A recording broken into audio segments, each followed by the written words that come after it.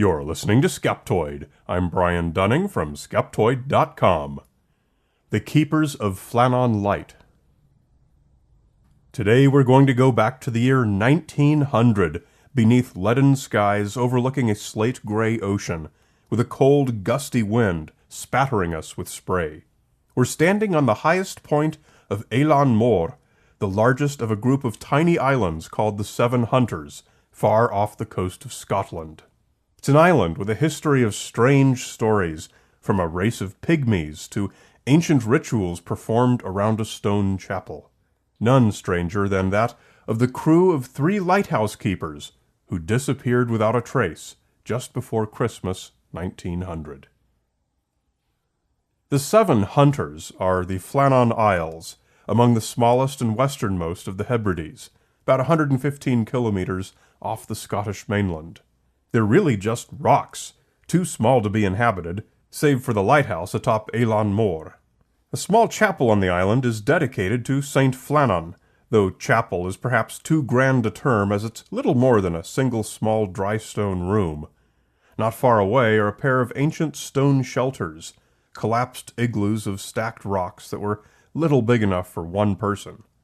It's said that monks may have dwelt there, as old legends tell that each summer a gathering of Gaels from Lewis, the nearest inhabited island, would journey out to the island for a ceremony at the chapel.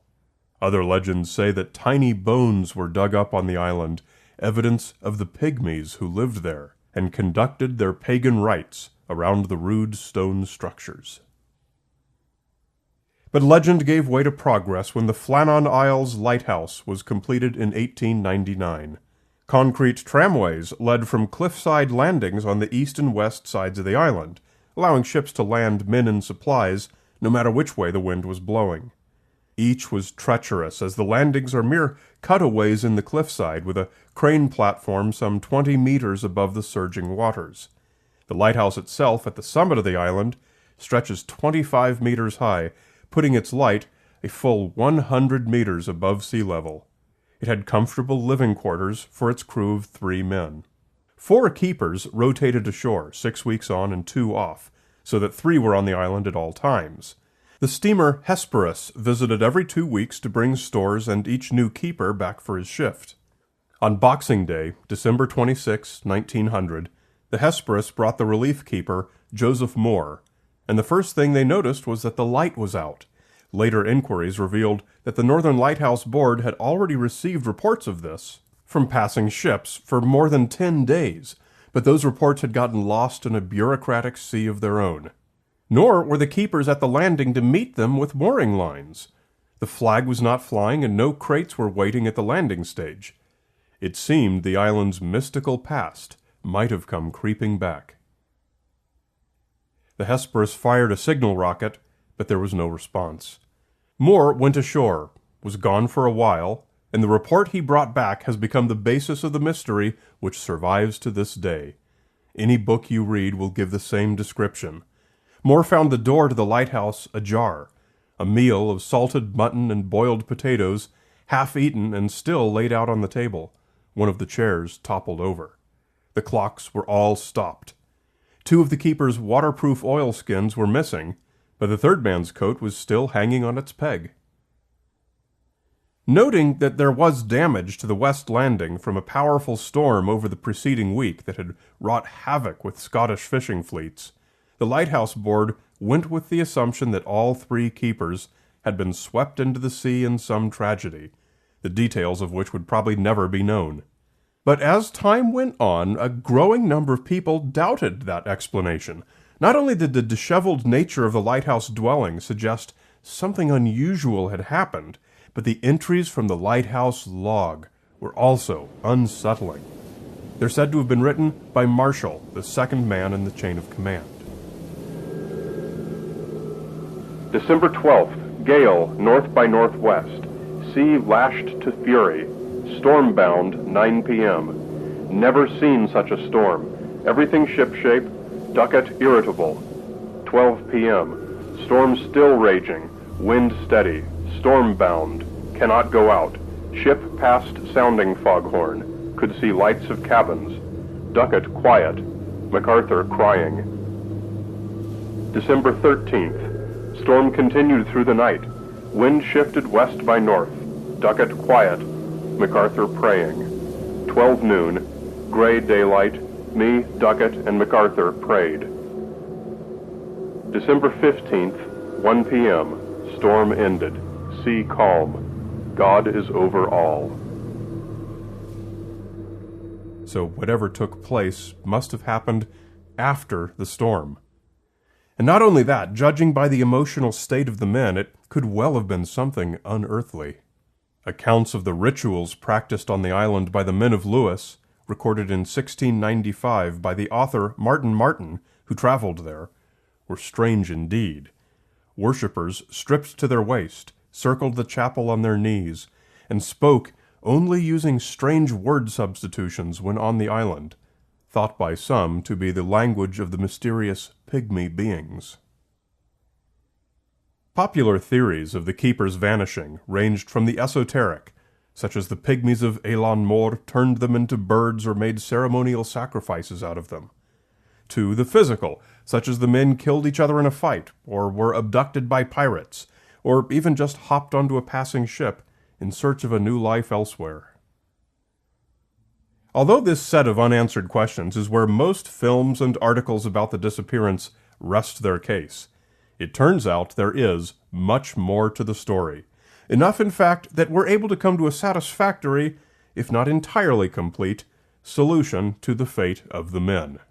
To do this, we follow a method familiar on Skeptoid. We go back to the original sources to see what was reported by the people who were actually there, and compare it to later accounts to find out whether some of today's story elements were added ex post facto by various authors, and that were not part of the original evidence. British historian and author Mike Dash immersed himself in this case for years, and wrote the definitive piece on it for a 1998 volume of Fortean Studies.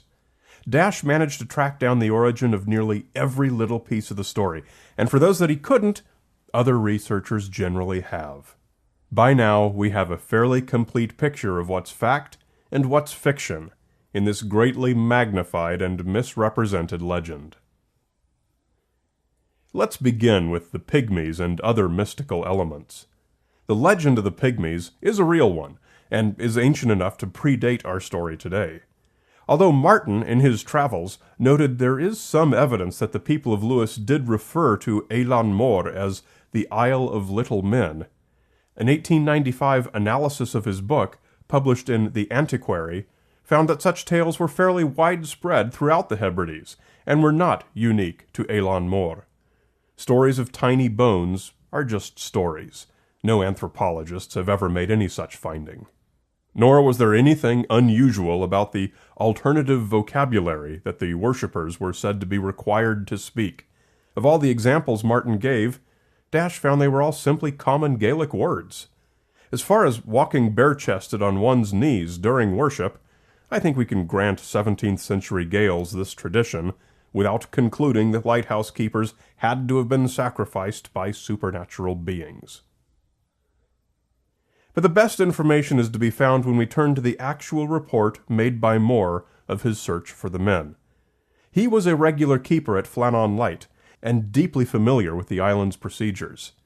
Of all that he reported inside the quarters, everything was just as it should be. There was no half-eaten meal, no chairs knocked over. To find any reference to these events, we have to fast-forward 11 years, to an epic poem published in 1912 by W. Gibson, which dramatized the event.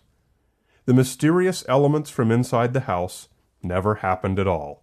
They were the creative invention of the poet Gibson. What Moore did find, however, was the logbook, and it differed from what's in the popular retellings that include accounts of praying and crying and a post-storm entry on December 15th. In a 2014 response to a Freedom of Information Act request for the true logbook entries, the Northern Lighthouse Board stated, "We do not hold the logbook, and no one is aware of its whereabouts, but lighthouse logbooks would not generally extend beyond recording tasks carried out at the lighthouse and the weather and sea conditions, etc. This dovetails well with Dash's finding that the actual logbooks were simply lost by the courts during the 1901 inquest. Moore's report also reveals that the logbook was in the handwriting of the principal keeper, Duckett, as expected, not in Marshall's, as in the stories. Never would a subordinate write in the log, and certainly not that his boss was irritable or crying, where his boss would see it. Moore also recorded that the log's last entry was on the 13th. Thus, the popular final entry of the 15th is phony. Conclusion: the published logbook entries are fiction. Their first confirmed appearance in print was 1965, when paranormal author Vincent Gaddis told the story in Invisible Horizons. He claimed to have gotten the log text from a 1929 piece by Ernest Flannan in True Strange Stories, but so far, nobody has been able to confirm this.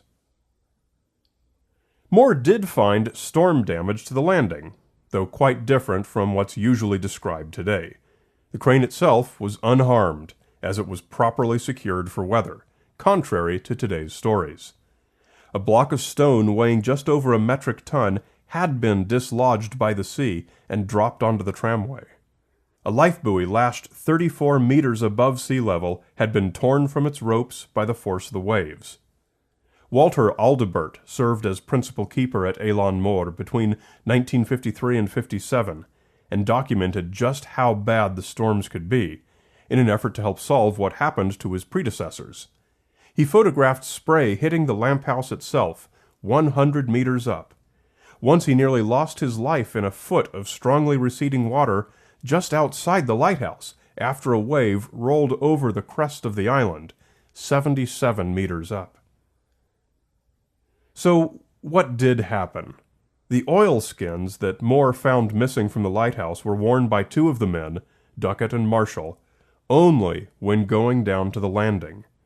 6 months previously, the keepers had been fined 5 shillings when some of the landing tackle was left out and was damaged. The leading theory has always been that when the storm hit, Duckett and Marshall put on their togs and went down to the landing to secure the tackle, not just to avoid another fine, but because the ropes were absolutely crucial if relief were needed. Seeing the great explosion of whitewater from a swell that might have taken them, or perhaps called by one of his comrades, MacArthur rushed out to throw a line, and, in his efforts, was likely taken by the sea as well. Automated since 1971, Flannan Light still warns mariners of the treacherous 7 hunters, in the spirit of those whose courage is aptly portrayed in the old lighthouse keeper's prayer. Yet should I sink beneath the foam, I pray this flame might guide thee home. Now, if you were to watch a TV show about Flannan Light, chances are it would quote the fake logbook and promote the pagan pygmies as the probable explanation. And they'd probably interview historians and lighthouse experts. But do you know what those filmmakers do with those interviews? Usually something like ask the experts to repeat the legend for us. And then they edit out just that little sentence and make it look like this famous lighthouse historian is claiming the official position of the Northern Lighthouse Board is that the keepers were sacrificed to the pygmies. It's called editing them out of context and misrepresenting the experts in order to make a sensational program. And it happens much, much more often than you think. You want to know how often and what some of the very worst examples of this are? I've got that for you. Find it now at sciencefriction.tv, a film by Skeptoid Media. sciencefriction.tv.